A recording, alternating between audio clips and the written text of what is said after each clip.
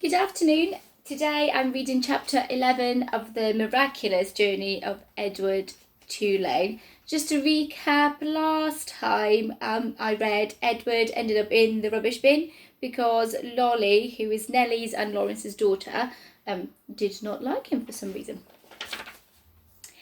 So Edward ended up at the dump. He lay on top of orange peel, coffee grounds, rancid bacon and rubber tyres. The first night he was at the top of the rubbish heap, and so he was able to look up at the stars and find comfort in their light. In the morning, a short man came climbing through the rubbish. He stopped when he was standing on top of the highest pile. He put his hand under his armpits and flapped his elbows. The man crowed loudly. He shouted, "Who am I? I am Ernest, Ernest, who is king of the world. How can I be king of the world? Because I'm king of rubbish, and rubbish is what the world is made of. Ha, ha, ha. Therefore I'm Ernest, Ernest, who is king of the world," he crowed again. Edward was inclined to agree with Ernest's assessment of the world being made of rubbish, especially after his second day at the dump when a load of rubbish was deposited directly on top of him. He lay there, buried alive. He could not see the sky. He could not see the stars. He could see nothing.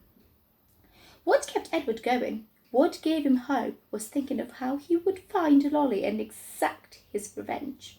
He would pick her up by the ears. He would bury her under a mountain of rubbish. But after almost 40 days and nights had passed, the weight and the smell of the rubbish above and below him clouded Edward's thoughts, and soon he gave up thinking about revenge and gave into despair. It was worse, much worse than being buried at sea. It was worse because Edward was a different rabbit now.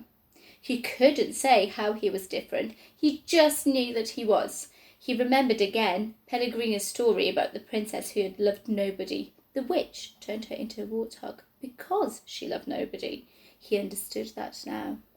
He heard Pellegrina say, "You disappoint me." "Why?" he asked her. "Why do I disappoint you?" But he knew the answer to that question too. It was because he had not loved Abilene enough. And now she was gone from him, and he would never be able to make it right. And Nellie and Lawrence were gone too. He missed them terribly. He wanted to be with them. The rabbit wondered if that was love.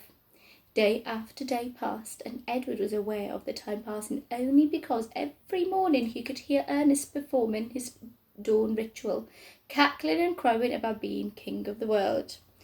On his 180th day at the dump, salvation arrived for Edward in the most unusual form. The rubbish around him shifted, and the rabbit heard the sniffing and panting of a dog. Then came the frenzied sound of digging. The rubbish shifted again, and suddenly, miraculously, the beautiful buttery light of the late afternoon shone on Edward's face.